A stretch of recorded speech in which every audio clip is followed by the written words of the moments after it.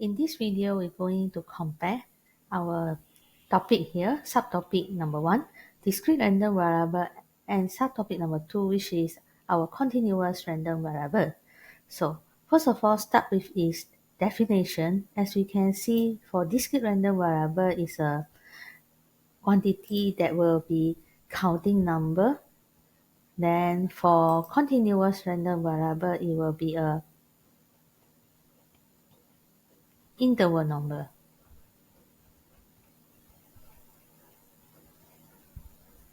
So it didn't take exact value, so such as length, time, height, and mass. So for the first, to identify their difference is our discrete random variable is a countable number in whole number, and our continuous random variable is a number with interval, with intermediate value. So the next thing is, in discrete random variable, we will have distribution table. We call it probability distribution table.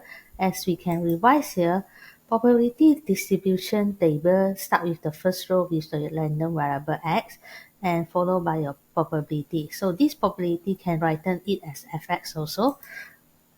Therefore, the second term here we have, in discrete random variable, we have probability distribution table. But for continuous random variable, it is a function, as you can see. So it is a continuous graph here. Then the area here is represent your probability. Therefore, it comes to a probability density function. So in continuous random variable, to represent its probability, we won't represent it in table. So we only represent it in function. So for discrete, if you represent it in function, so continuous also represent it in function, but their difference is, in discrete, we call it probability distribution function.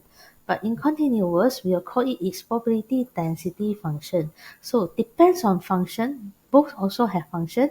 When we look at probability density function, most probably our function here is indicate it is come from continuous random variable. But when you see this is probability distribution function, this fx is most probably is come from our discrete random variable. And one more thing, we can identify our function here by looking the x here. So you can see your x is exactly list out one by one. But if your continuous random variable, if we have a function, look at the example, let's say in the function, you can see our x here will be in the interval. So therefore, to identify the function, firstly, we can see from its name. Secondly, we can see the function that differs here. So our x is in the interval. Here, our x will be list out one number by another number. Then we continue to identify their graph. So the graph pattern for discrete random variable will be in tiang, in bentuk of tiang, means one by one pole in one pole. But for the graph for continuous random variable, it will be in your graph area. So it will depend on the function. What kind of function? If we get quadratic, we draw on quadratic. If we get surd function, we'll draw on surd function. So their function here is a piecewise function. To draw it, you will back to like topic 5 that we have learned. We draw the piecewise function. As you can see, we draw this function. This is two linear graph. So this is our function. This is our graph. And in discrete, we can see it one by one. Because we don't have in between value 0 and 1. We don't have the decimal here. We don't have the information here. So within here, we don't have any graph. So to represent our discrete random variable graph, we only have one by one. One number, one graph, one number, one graph, one number, one graph. And the highest of the graph here, the y-axis here, is represent the probability. So in continuous, the y-axis here is represent our function. Then we'll see what is your intersection, what is your maximum point, what's your minimum point, and so on. So what's the probability we can highlight here in our box? So in our box here, when you're doing probability, you can notice here the numbers here always in between 0 and 1. And we know that total of probability, hasil tambah semua, all the value in this box will be equals to 1. So this is about our probability within the function. So In continuous, our probability is written or represent in formula, in function formula. So you will have linear function, sometimes you have constant function, sometimes you might have, so this one still linear function. So it depends on the function they want to give you. So the function, your probability is represented in function or equation, but which we learn in topic function. So to know that probability, so we know that total probability in the box here, overall probability, which means that hasil tambah sum all the probability for the corresponding random variable will be equal to 1. So in continuous, the area for the graph is represent. Alright, so the area under the graph here is represent your probability. So to show that this is a continuous random variable means this total area or this total probability must be equals to 1. Therefore, integration to find probability means you need to find the area under the graph, which we're going to apply the concept from integration, where we integrate from the lowest limit to the upper limit, so the lowest point here to the upper point here, all the area we total up, so you will get 1. So integrate, find the area from the lower limit up to over the upper limit for all area under the graph will be equals to 1. So their definition will be different. Discrete, probability tambah semua akan dapat 1. But for continuous, because the graph is just continuous, your area, your probability is under the graph. So you are finding the total area under the graph, which using the concept of the technique of integration. Then we move on. To find the mode means the highest probability in discrete. So we will look at your probability straight away, which is your small f here, your function here. Alright, so I call it this one small f, your function. So you can refer your probability or refer your small fx here, which is your highest value. Then the corresponding x will be your mode. So in the continuous, which means that we need to find the highest point from the graph. Therefore, we need to draw the graph. So let's say we need to draw the graph. The highest point of the graph is here. So I need to find this maximum point. What is your value? Then that value will be our mode. So we have two options here. One is we drawing the graph. We see which part is the highest of the graph. Or we can use calculation, which apply the concept of differentiation to find out your maximum point. Means we're going to differentiate, let it into 0. We find the critical point first. Then from that critical point, we do second derivative to verify that is the maximum point. So when that is a maximum point, which means that is the random variable for you to categorize it as a mode. Alright, then continue. In finding probability, so within this table, in finding the probability, you can see in discrete, where you have equal or not equal, they are different, because when you equal, you will take the value of A. You include the value of B. When you have not equal, means this value of A and value of B will not include. So same as this. So whether this is got equal or not, your less than equal, whether you got equal or not, the corresponding x that involve to our interval here, that involve to our value that we want here will be different. So we will choose whatever that you need only from the table. So we need to careful in discrete. We are very concerned about the value whether equal or not equal. So not equal, we're not going to take. But for continuous, because continuous, when you're finding the probability, actually they are finding some part of the area. Let's say you want to find this part of probability, means you are finding the area under the graph from this part. Whether the value A or value B include or not, you need to start from that value onwards. You need to start from that area onwards, because you need the agent that attach to value A, and you need the region that attach to value B. So therefore, in finding some value of probability, discrete, we read it one by one and be very careful about the equal or not equal sign, which is include or not include that value. But in continuous, we just want to take the area around that. So the probability which is in between A and B, whether equal or not equal or some part of equal or doesn't equal, it doesn't make a big gap from the area. We still need to start from integrate the lowest limit up to the upper limit to find out this area so that it represents the value of the probability. So this is how we deal for our small f, our probability kecil.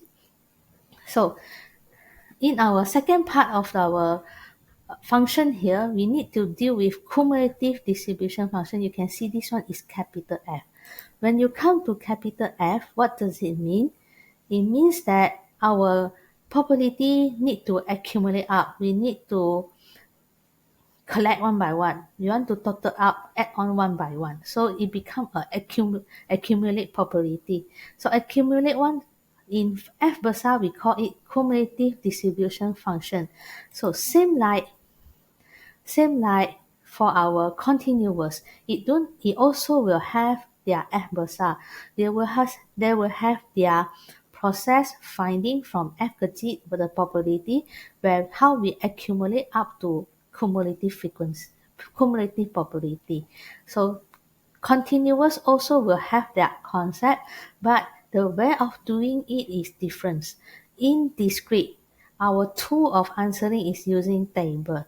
So whether your questions is given your value of function or whatever, we represent it in the table is the most easier way for us to analyze our random variable and what happened to its probability and their cumulative distribution function. Alright, so from F kecil to F besar, from probability to cumulative distribution, they just start from 0, adding on to the right. But then for continuous, it will be one area, adding up to another area, adding up to the another area to represent the probability.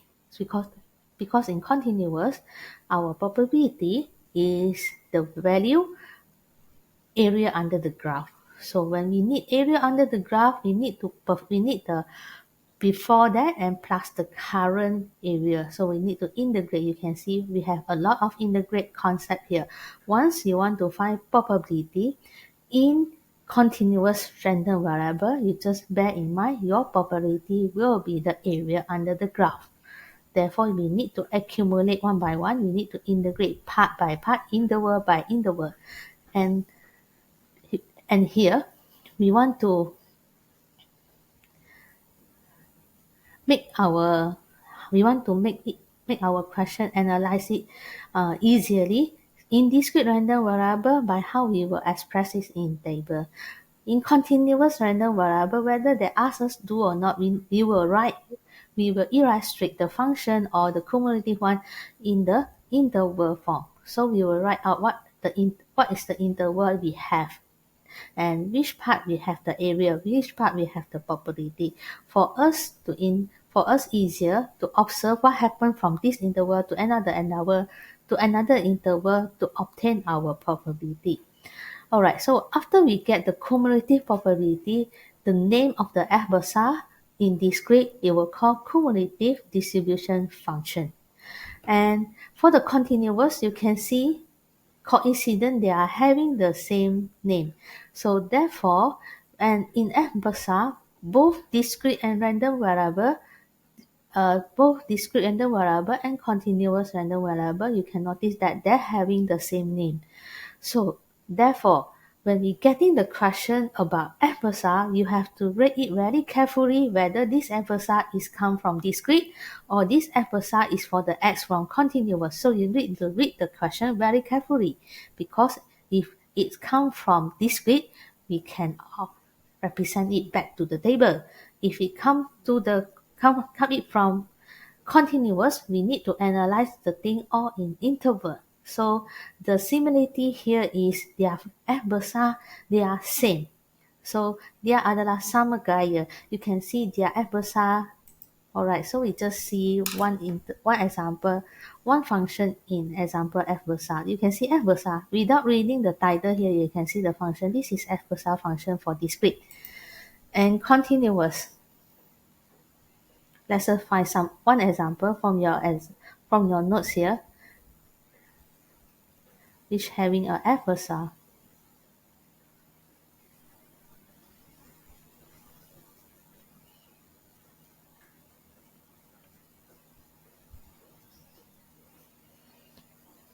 Alright, so you can see we have a f versa here.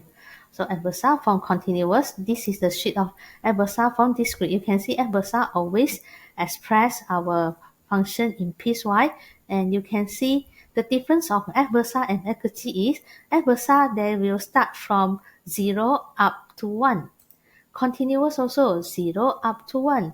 So in middle here there will be your probability. In middle here will be your formula of your probability. So how we know this f versa is discrete or continuous? We just read the table. X is a continuous. Okay, so now we know. So now we know that f versa, this f versa function, this capital F versa is for continuous random variable.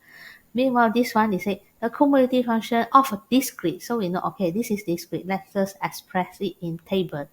So that is the way we understand from the questions.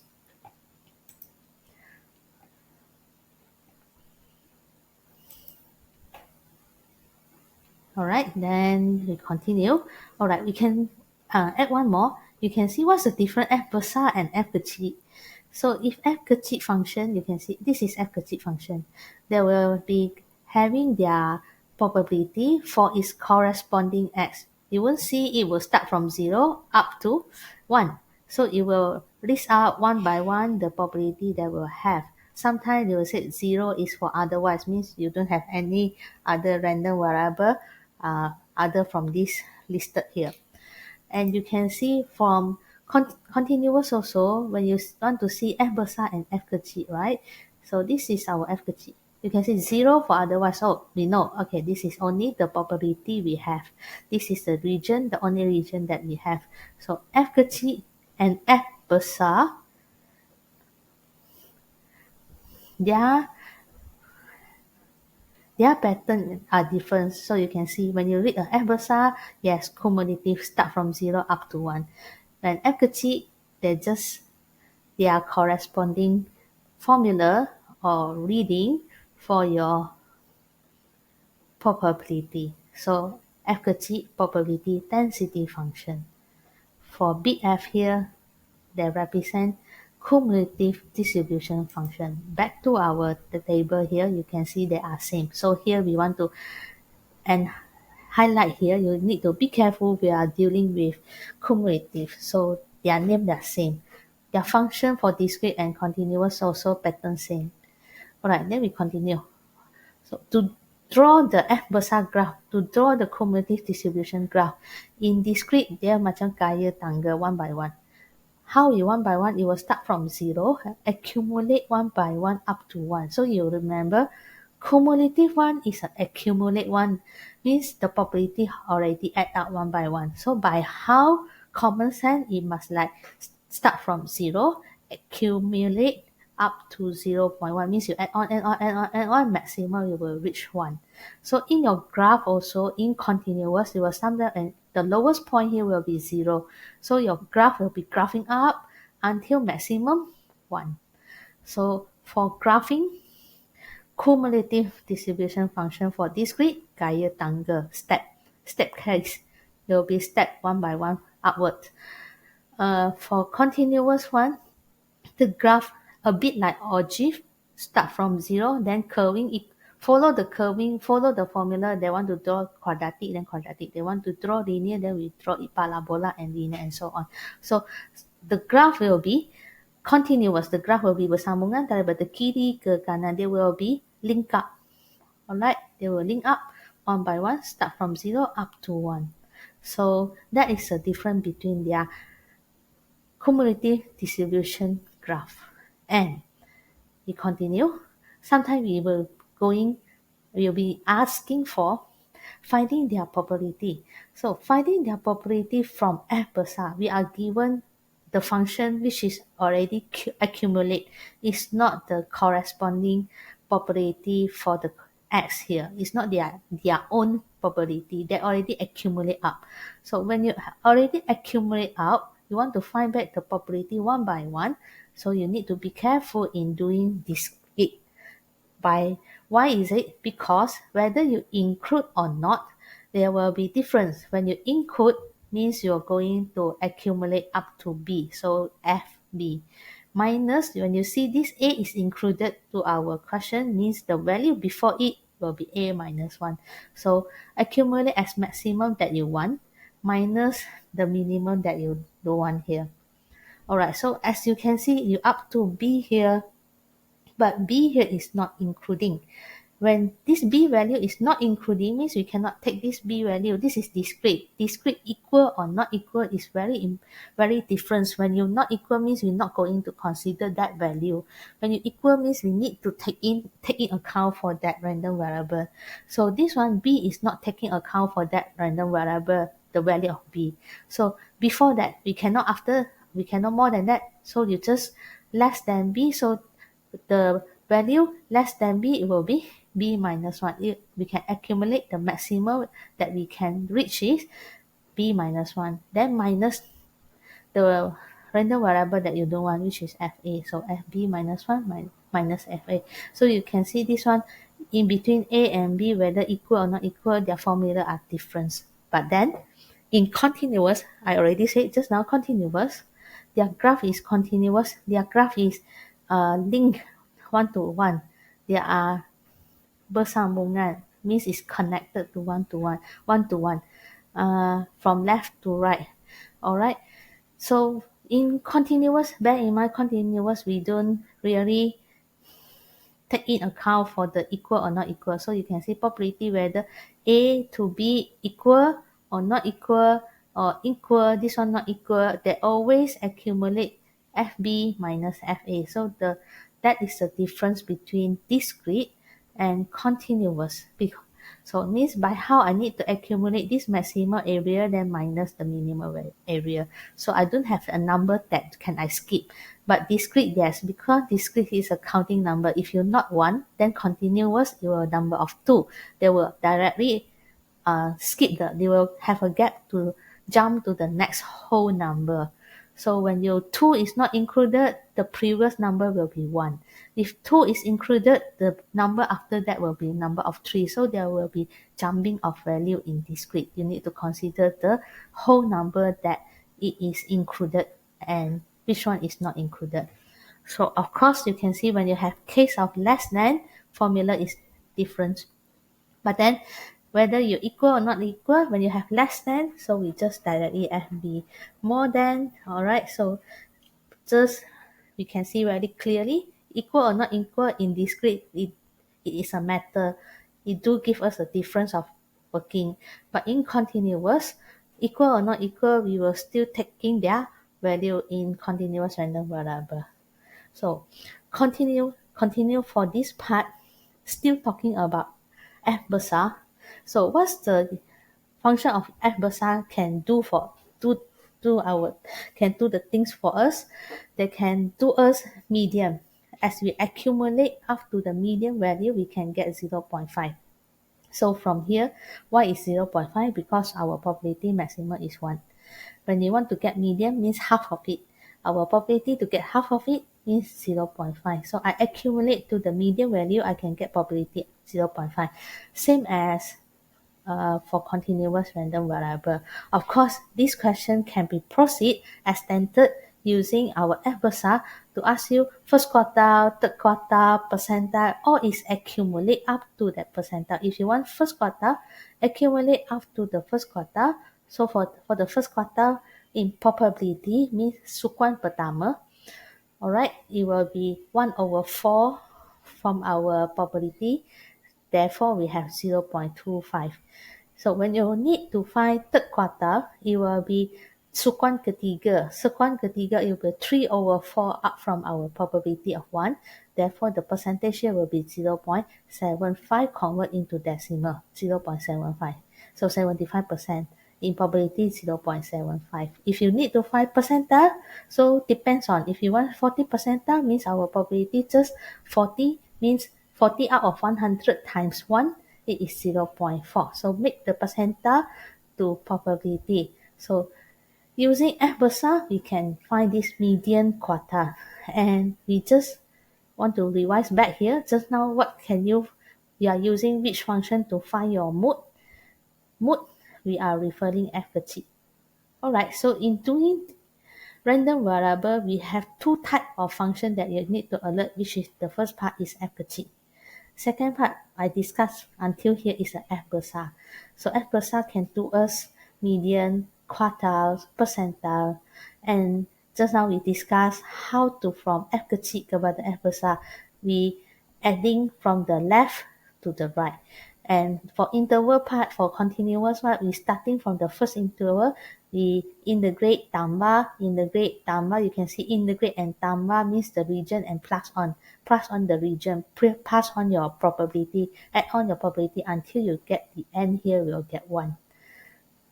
So in this case, how I want to return it, you turn it from F besar tukar kepada F kecil. From cumulative distribution function, change back to probability distribution function. So just now, I need to reverse it to get F besar back from F kecil. We need to reverse. Just now, I add it to the right. To reverse it, I need to start from the right minus back. So start to right minus back so that I can get back F kecil here. We can get back the probability. It owns probability. It owns random variable probability. So here I just giving you a concept. Alright, an idea how to figure out from F besar, from cumulative distribution function to probability distribution in discrete. So discrete is still dealing with table. Come to continuous.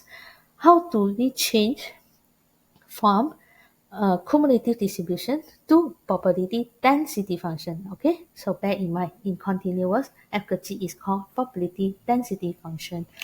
F besar is called probability distribution, cumulative distribution function. So just now, we need to reverse back. Alright, to get F besar back to F kecil, we need to reverse back this process. So the process to reverse back integration, we integrate to find out the area that represent our probability. So in the process to reverse back to find out, so from integration, we get F besar. To reverse back, we differentiate. So just now, the function that you integrate, the area under the graph, the function that you manage to integrate, to reverse it, to find out F kecil, we do differentiation for each function that you obtain here. Alright, so this is how we reverse our F besar back to F kecil. Reverse, obtain our cumulative distribution function back to probability distribution function or probability density function. Alright, you turn back. So how you get your F besar? Then we U-turn back. Alright, we go for the third part of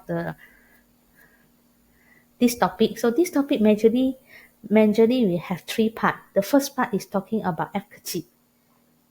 The first part is talking about F kecil here, which means that how we're dealing with our probability. Second part is talking about F besar, how we're dealing with the cumulative function. And the third part here is dealing with mean, variance, some statistic calculation here, statistic parameter here. So mean, their formula will be different. Alright, so in mean means mu, your expectation EX, formula is X times probability and total up. So in our table, X times probability total up. So probability in continuous is represented by area under the graph. Therefore, to find their mean, you want to find the probability, means you need to do integration. Therefore, in expectation, they will use it integrate. Start from lower limit up to upper limit, X times into the function. So you can notice that in continuous, we majorly will use back all the integration technique to find your area, which is represent probability. To get EX squared, the function times with x squared, and we integrate to find out the probability.